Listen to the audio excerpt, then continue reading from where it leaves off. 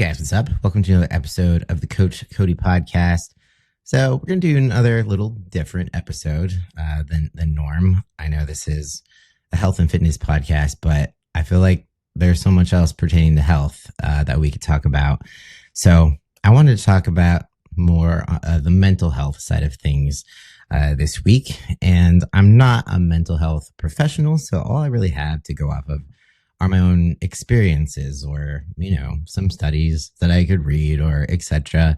But just to clarify and give you a disclaimer, I'm not a therapist. So don't take this as medical advice or, mental health advice. So again, I'm just talking about my own experience. And that experience that I want to talk about is my recent experience with trying Esketamine or Spravato for the first time this last week. So as you may or may not know, I've talked about some of my struggles with mental health, specifically anxiety, OCD, depression. And the last year in 2024, they really just flared up to the point where life got really, really fucking hard. Somehow I managed to keep functioning, but I'm still recovering from it.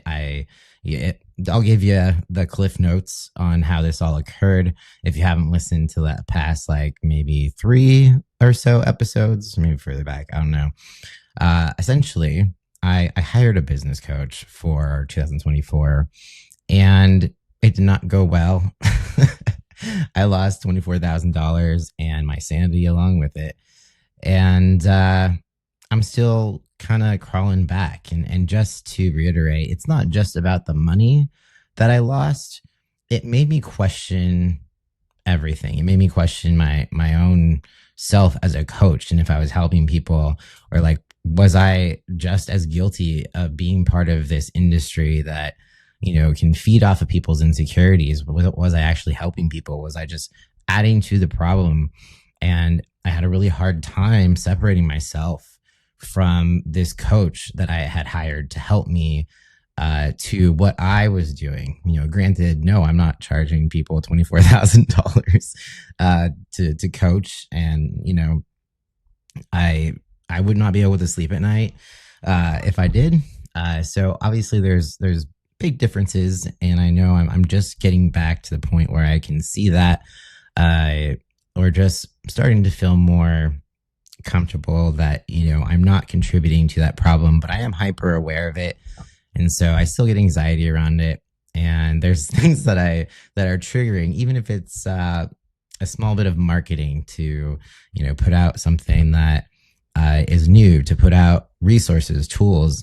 It's just in my brain. It's just this constant, am I adding to the problem? Or so anyways, it takes a while to come back from something like that, especially when you're having to rebuild your savings and feel like you're going to be able to pay the bills. And it's not just because, it's over, contract is done, we can get back to normal life now. It's a lot to work through, trusting yourself again, trusting other people again, trusting that you're helping people, you're in the right space and all that. And I'll just go with that. So and then this year, of course, we have everything that's going on, externally, with the, politics and stuff like that. That's just, the things, people, hating on the trans community. It's just, it went from, a survival mode of financial instability and etc. over to feeling, a bit just not very stable, in the sense that you don't know if your rights are getting taken away. We don't know what's happening. There's so much going on. So I decided this year that, I still needed some help to help me get out of this hole. And, hopefully outside factors just won't continue to push me down, but I'm going to sure as fuck try my hardest to climb out of the depression hole. I would say, I've climbed out, taken a step out, maybe peeked my head out a little bit. So I'm hoping that the ketamine will help me come all the way out. I also did TMS throughout last year, which is also supposed to help with depression and anxiety. And although it helped, it didn't get me to where I needed to be. So once I finished that up, they sent me over to the ketamine part of it. So the clinic I go to does both TMS and ketamine. So they sent me on over across the hall to the ketamine peeps. And yeah, so if you're interested in trying it, just know there's some barriers to get there. It is covered by insurance now, so luckily it is a lot more affordable than previously.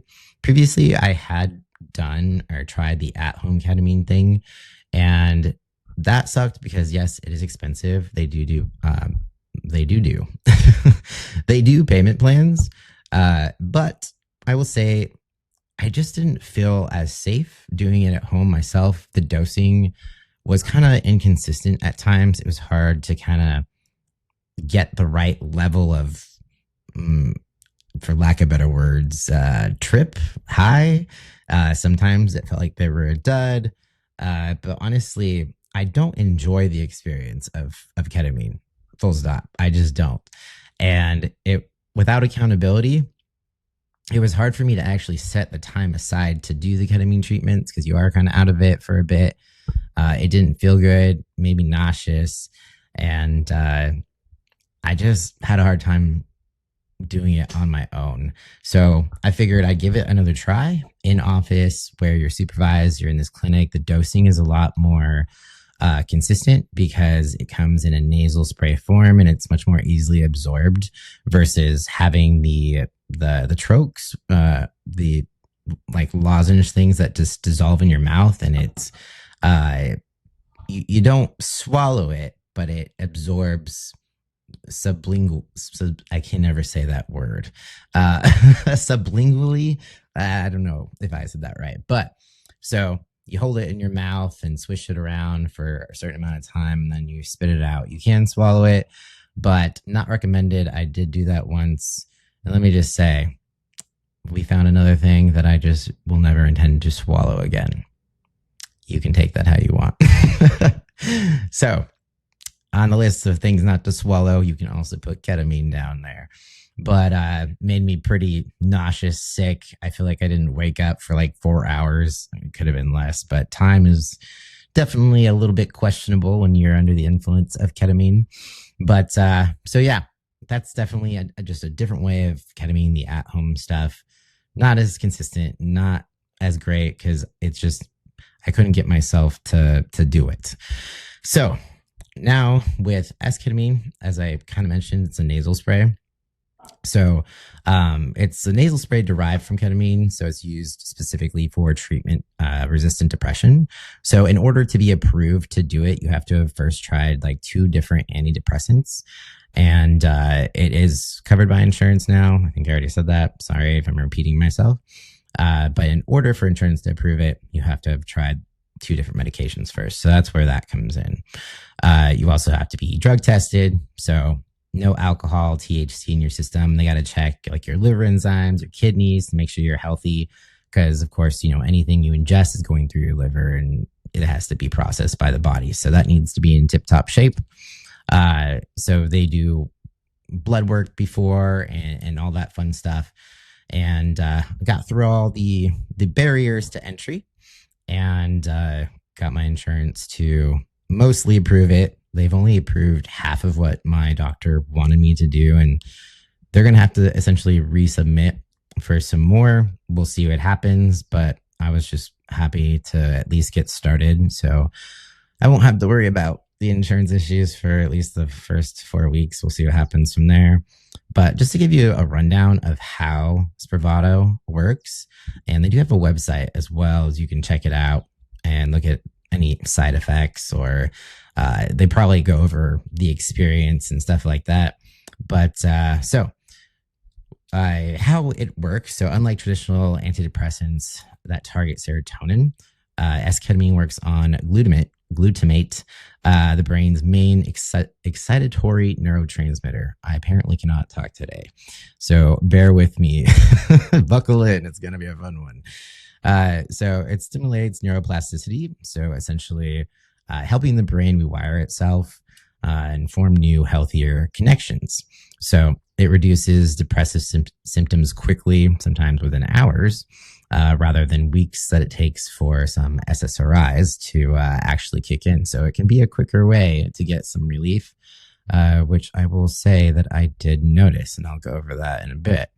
But yeah, it's just really important because there are many people who are resistant to depression medications or who have really bad side effects, which was me. I always got the bad side effects, so I hate them. And I basically am just like, no, I'm not taking them. The actual experience that I had in clinic with esketamine. So got my appointment, show up at the clinic. They want you to be there like, 15 minutes early to do paperwork and stuff like that. The thing is, I was not given any packets or anything of what to expect, what to bring, what to do, etc. Luckily, I happened to Google it or look up some things on Reddit or whatever of what to expect in the actual treatment. And this was the first session too, so it's a little bit of a lower dose. They don't give you the full dose until the second treatment because they want to see how you respond to it because everybody's different. I get to the clinic and I'm nervous because, I knew what ketamine kind of feels like and I don't like it. And I was a little nervous of, is this going to be stronger? Or maybe it'll be less strong and I'll just be bored because you have to stay there for 2 hours. You have to have someone drive you. You have to have someone pick you up. So thankfully, my girlfriend Des, she dropped me off at the clinic and they had me sign some paperwork and they handed me a journal or like a packet that contained a journal. And they're like, here's for you just in case you get bored kind of thing. And I was like, oh, okay, cool. So I'm thinking, okay, this must not be very strong if people get bored. And after I sign all the paperwork, the doctor walks me back to his office, which is, it's kind of a long trek. He's all the way at the back. And, granted, I will tell you, there are no bathrooms like within the actual office. There's bathrooms that are across the hall in the public because the office itself is in like a larger office building. So it houses multiple offices that are not just for this clinic. So it's a little weird. And I'll get to that more in a second. So he walks me back to the office. We go into his office, has me have a seat. I thought he was going to do like a bit of an onboarding thing, maybe play me a video of I don't know, like tell me a bit about the experience, what to expect, what I can do, like what's allowed, what's not allowed. Am I allowed to look at my phone?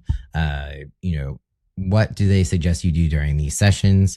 And I was expecting him to kind of give me the rundown, like close your eyes or, listen to XYZ, don't look at your phone, make sure you protect your mind because it's going to basically from my last ketamine experience, they just tell you to be careful of what you consume either during and after, because your brain's, learning things. You don't want to fill it in with bullshit and like watch really depressing stuff. You want to watch more like uplifting things or listen to more uplifting things because your brain is kind of like a sponge in those moments, if that makes sense. So luckily I had a previous experience, so I kind of knew a little bit of what to do, but he didn't say anything at all. As soon as I sat down, he starts opening the nasal spray medication. He asked me if I had any questions, and I asked if I could use headphones because thankfully the Reddit experience, people are saying they use headphones. So I was like, cool, I can bring my headphones. So I did that. I dressed comfortably because I figured, I'm going to be sitting there for a bit.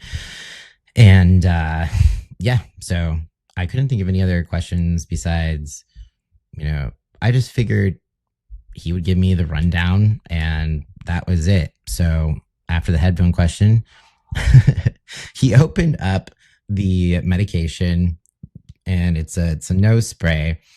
He presented it to me like it was a fine wine. It was at a restaurant and I was picking out my wine bottle. He was like showing me the wine bottle that I had just bought. So he's like, here you go. Here's the as he's presenting it to me so fancily. And I'm looking at it like, do I wasn't sure if I was supposed to look or touch or whatever. And he's holding it out there. So I pick out the nasal spray. I guess, I don't know, maybe they can't touch it. I'm not really sure. Maybe he just doesn't want to contaminate it since I'm going to put it in my nose. So I pull it out and then I ask him, like, oh, I'm doing this right now because I was in his office. And he's like, yeah, right now. And I was thinking, I was like, is this where the trip takes place? I'm in this guy's office. He's just going to be staring at me while I'm tripping balls. And that's really, really fucking awkward. So I was like, okay. So, you know, they they took me through this practice round out in the lobby, which is weird because it's a public lobby. There's people in there and they have this fake like toy Spravato thing where so you can get the feel of how much pressure to apply when you're pressing it down. It's kind of bizarre. I mean, it's no spray. It's pretty self-explanatory. You can't put any more pressure accidentally. It's only whatever it's going to give you in one spray as you push it down. So that's one nostril. And then you do the same thing on the other end. So I did that and, you know, put it in one nostril, then did the other. And he was like, if you need any, like a lozenge, we have some candies right there. We've got, some ginger ones or whatever. And that's what I always noticed they had like little candy jars everywhere. Apparently that's for the ketamine patients. They had like little Jolly Ranchers and stuff. And, you just think that they're a candy dish, like your grandma had put out for guests or whatever. But no, it's for the shitty tasting ketamine that runs down from your nose all the way down to the back of your throat and your mouth. So when he says that, he's also like, I've never done it, so I don't know, but I've heard it tastes really bad. And I don't know about you, but it is never comforting to know that the person administering a drug has never, experienced it themselves. So they don't really know what you're going through. And I feel like they should require the providers to go through it at least once. I mean, as long as medically they're okay to do so. Just so they know what their patients are going through. It's kind of like when you become a cop, you have to go through the whole pepper spray scenario. Like if cops have to get fucking pepper sprayed in the face before they can become cops, why can't psychiatrists go through a Spravato trip? Because yeah, I believe it would help them relate to their patients a lot more. Maybe even help be a little bit more empathetic or help them calm their nerves or even be able to describe the experience to just, help people stay calm and know what to expect. But anyways, since I had a little bit of prior experience, at least I kind of knew what to expect, but whatever. So I spray the first dose in my nose and he says, well, wait a few minutes, make sure you don't have any bad reactions. And then I'll give you the second dose. So it's 4 sprays total. So I spray that shit in my nose. I feel it start running in the back of my throat and it feels like it just kind of burns. It does have a taste to it, but more so it just feels like it's burning the back of my throat. It's not pleasant. So there is a certain specific ketamine taste that I can't really describe, but it tasted better than the lozenges because those tasted like either mint or they have root beer. I never tried the root beer, but the mint just sticks in your mouth forever, like the rest of the day, and it's awful. But this stuff just kind of burned the back of my throat a bit. So not a huge deal, whatever. Then he, was talking to me about other medications or do I need anything refilled or anything like that? No. And then I start kind of feeling it, kick in a little bit. And I'm wondering, what are we doing? Like, how am I going to? And he told me that he walks me back after we do the second dose. He's going to walk me back to the ketamine treatment room. And, I'm already starting to kick in. Or I'm feeling it already start to kick in. So I'm wondering, how the fuck am I going to walk to the back? Like, you better give me the second dose quickly here. And then he starts talking about like ducks that you can see through the window of his office. So it was like really awkward as I'm just waiting to get high and he's talking about his ducks. And anyways, he's a really nice guy, definitely awkward, but I feel like that's kind of how most psychiatrists are. But anyways, so time for my second dose. He pulls out the next nasal spray as he did the first time, like a fine bottle of wine, and I reach in and I grab it and I put it in my nostrils, and then he goes, all right, follow me back here. And so I'm starting to walk. It's also starting to hit me more. I'm feeling my body starting to get a little bit numb. I'm trying to walk like nothing's happening. And, I'm definitely not fucked up or anything. You basically feel really drunk at this point with things starting to get a little bit numb. And he walks me further down the hall, which I didn't even know it went further than that. And it's basically like the last room in the hall. And he opens the door and it's this abandoned looking office. There's a desk and a chair and a computer and nothing on the walls. It's dark, but not dark because there's a big ass window, but there's blinds, but you could still see. So it's pretty lit. And then there is just a chair and then there's a couch. And he says, all right, you can have a seat here.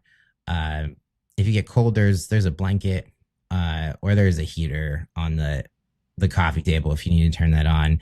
And so I just went and sat on the couch and he told me someone will be in here to check on you shortly. So I figured, oh, this is not the end. I'm supposed to be waiting for someone else to come in and check on me to really, kick off the trip. So I'm just sitting there, sitting up, waiting for someone else to come in. And then it starts to really kind of kick in. My mouth is now numb. I'm feeling the urge to like close my eyes. And it was very familiar. And I knew this was not just, the beginnings of the trip. I was going to be peaking pretty quickly here, and no one had come in yet to check in on me. And so I just realized, oh, when he said shortly, he just meant like whenever, at some point while I'm tripping balls. And at this point, I can't even really move. I was luckily able to move enough to grab my headphones out of my backpack and put them on my head, nearly backwards at first. Put those on, and then I pick up my phone, which also felt really heavy, and I was trying to like look at the screen. And if you've ever done ketamine, or even if you've ever done, maybe like shrooms or something, it's kind of hard to read. Things look a little distorted, more like bubbly. You can still see, but your brain is just not normal. But luckily, I had left Spotify. Hey, thumbs down. I had left Spotify open, and it was on my day list, which somehow, I listen to a lot of focus type music that doesn't have words while I work. And so, but sometimes I also listen to other things, like when I'm working out or when I'm, some singer-songwriter shit. But luckily, on my day list, I had that open. All I had to do is push play. It happened to be the perfect ketamine playlist. So I really lucked out that all I had to do is like push the button and then just let it go. So that once the music started going, I started to like calm down a little because I had realized how vulnerable this moment was. I was used to doing this at home where, if anything happens, like I need to go to the bathroom or whatever, I can just stumble my way over to the bathroom and all is good. But the bathroom in this place is like a fucking mile away, especially when you're on ketamine. And it's a public restroom. Like it's not a one stall either. It's a gendered public restroom, and it's down the hall outside of the clinic in the public office building. So anyone in any of the other office can use the bathroom. And if you can imagine what it's like just trying to, you can't really feel your body just stumbling around trying to use the bathroom. Yeah, it's a little vulnerable and you can't really move. So ketamine essentially like numbs your body. If you've never tried it, this might sound weird. If you have tried it, you probably know what I'm talking about. So the way that I gauge how high I am is basically how numb I am. And I used to think that my mouth only went numb from the lozenges because it was in my mouth. But no, even the ketamine that is nasal spray makes your mouth numb because your whole body is numb. So when I realized my mouth was numb and that this was actually going to be an actual trip, it wasn't going to be just a starter trip. I tried to relax and just sit there and close my eyes. But unfortunately, I was still pretty anxious. And I think on top of ketamine generally kind of upsetting my stomach, the anxiety definitely didn't help. So as I was sitting there, I was sitting up still. Something about, I couldn't move. And I was just afraid that someone was going to walk in and check on me and I was going to be doing something weird. I don't know. Social anxiety apparently does not disappear while you're high on ketamine. But I'm sitting up there, eyes closed. I just feel my stomach like gurgling, like I have to fart. And I was just like, God damn it. This is something that you do not think about when you're doing the at-home ketamine, because you can fart all you want and it's just you. So it's not like you have to worry about it. But I couldn't even remember like feeling I had to fart when I was doing the at-home ketamine, but probably because I wasn't thinking about it at all because it didn't matter. So now I'm gassy as fuck and I'm like, I really have to fart, but I am not going to let it go, because what if someone comes in here to check on me and it smells like ass and I can't even blame it on anyone else? I am the only fucking one in this room. So yeah, no, we are not going to let this fart go, as much as it hurts and as much as I would like to let it go. But I also wasn't sure if I was successful at holding it in because I could not feel my fucking asshole. So I was like, I think I held that in. I'm not sure. I mean, I don't smell anything, so I must be good. But then again, what if I can't smell anything? Like, what if it numbs your senses altogether, including your smell? And I just had this mental picture of being that stinky guy where all of the nurses or technicians or whatever had to draw the short straw when I came in, to be the one that had to check my blood pressure because I'm the stinky ass guy coming in. So all these things, started floating through my brain. It was like, damn, I'm going to be the guy who farts and they don't want to take my blood pressure. Yeah, so that was fun. Eventually, I did, have someone come in, check on me and take my blood pressure. And I could not even make out a face. It's interesting. I could see like they were wearing scrub pants and a sweatshirt. But literally, when I looked at them, I just like could not see their face, nor could I really function enough to hardly like lift my arm and let them, take my blood pressure and vitals and stuff. And so once they took the vitals, they went and they left.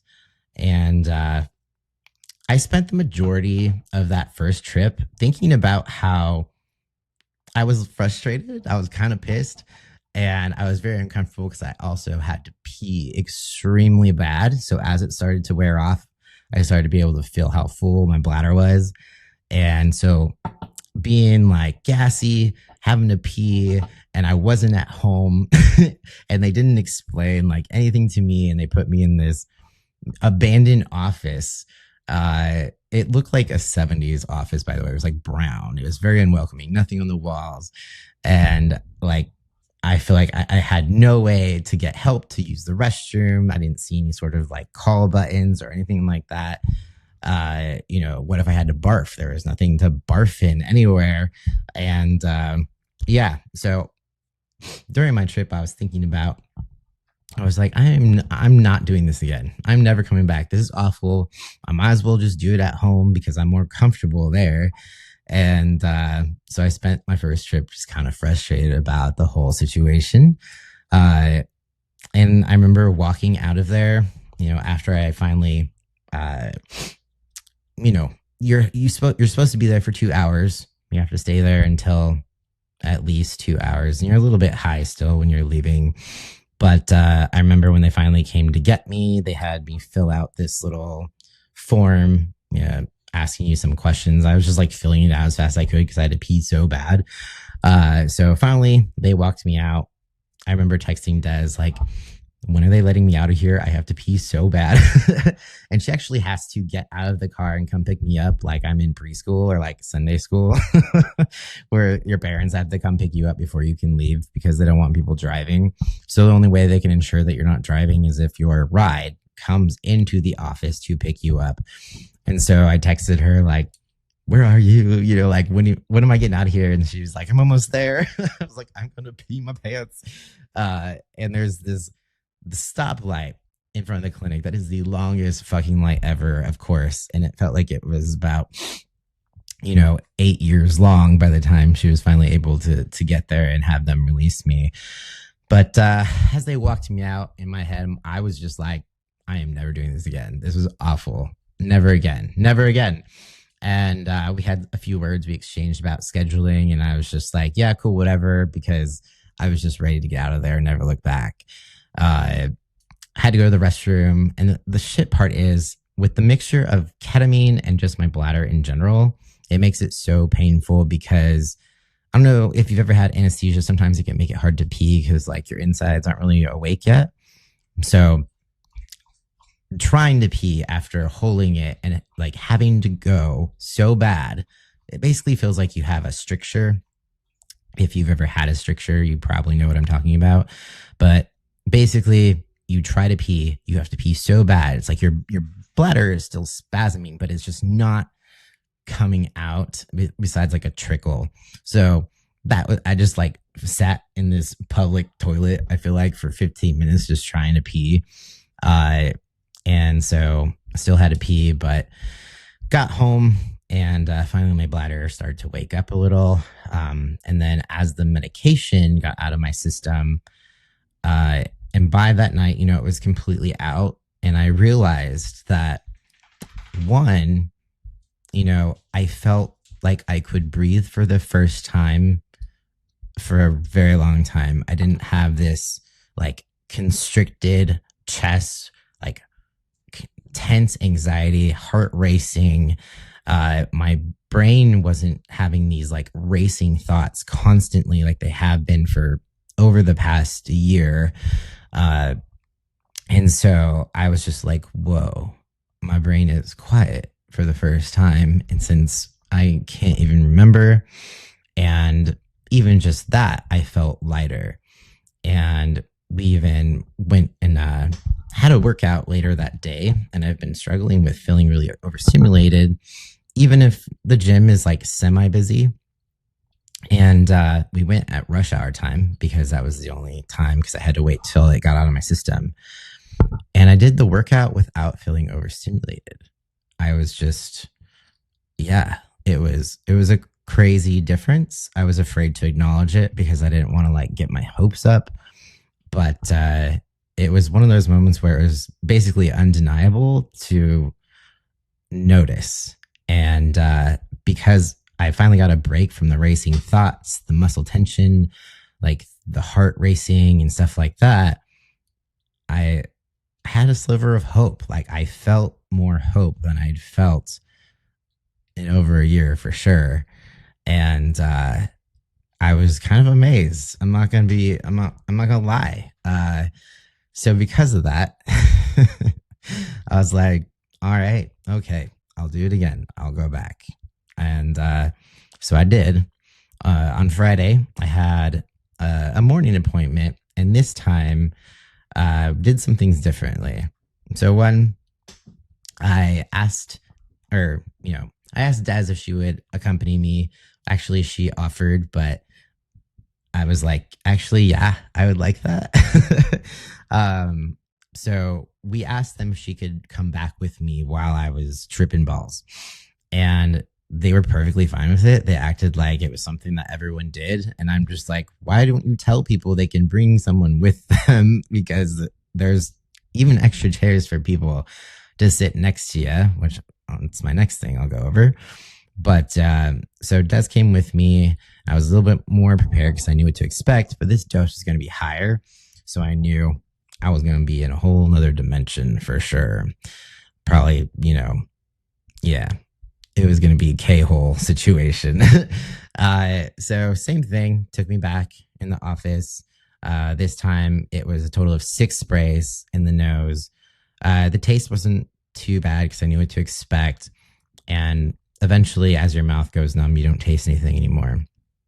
But the room that they put me in this time was way fucking different. Like, it was the difference between coach and first class experience. So this room was nice and dark, and it had noise, white noise, and then it had like this thing that was shooting lights around. So it was like this laser show. And then they had other kind of lights, just really nice, like dim, calm lighting. And they had a recliner so I could actually recline. And they had the candies, they had a call button, they had barf bags. They had everything you needed. And I was just like, where was this room the first time I came here? Because I feel like if anyone had not had a previous ketamine experience, and that was their first experience, they probably would have never come back. But maybe they had, if they realized that it was as helpful as I found it, then maybe they would. But I was just like, whoa, what the hell? This is way different. But also, the journal and the packet of information that they gave me the day I got there also had tips of what to do. Like not eating or drinking 2 hours before, or 30 minutes for drinking, 2 hours for eating, and things, setting intentions for the session, basically directions of to have the best experience that you can. Which is not helpful when they give it to you on the day of, like 2 seconds before you get pulled back. So yeah, there could be some ways that they can be a little bit better as far as their systems go. But hey, if you're trying this, then hey, you're going to know how to handle it now, right?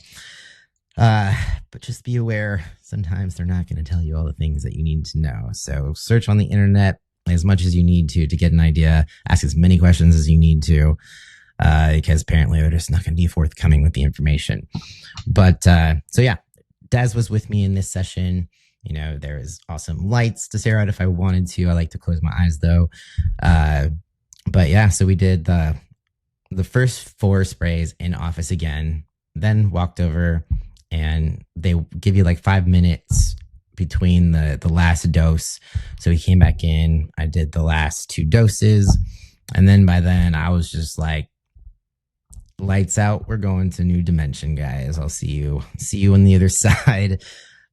So I closed my eyes, which, by the way, if you close your eyes, it's a whole different experience just because you see things like that you can't when your eyes are open. When your eyes are open, things just look weird. But when your eyes are closed, you feel like you're floating because your whole body is numb. So it just feels like your consciousness just kind of floating around outside your body. And I feel like you could just process things or let it take you where it needs to take you when your eyes are closed. And you see like colors. It's hard to describe really, but it's almost like different waves of things, and you could get some imagery depending. I know personally, like there's some places my brain always likes to put me in. Sometimes it's like my grandma's house or whatever, and I'm just running around there. It's interesting where your brain likes to take you sometimes. And so that lasted, I stayed there again for another 2 hours. with this one specifically, since it was so strong, it was quite the experience when the person came in to take my blood pressure. I don't think I could even talk if I wanted to. And I just remember when I put my arm out or tried, it seemed like she was like so far away. And then I had to like put a finger up for the pulse thing, and I just was not sure if I was doing what I was trying to do. So you're pretty fucked up. Of course, everyone is different. I know I've read some things online where people are like, I get so bored. It doesn't do much for me. I just draw and doodle the whole time. I'm just like, how the hell do you get bored or doodle? Because there is no way. Um, I had to use the restroom probably about, I think I had about 30 minutes left in the session to go. And Des had to help me because it basically feels like your legs are asleep. And if you've ever tried to walk with your legs asleep, it's not it's not very safe. But luckily she was there to help me go to the bathroom this time. And even though it was still painful because ketamine is, basically puts your bladder to sleep. Uh, Overall, that was probably the worst part.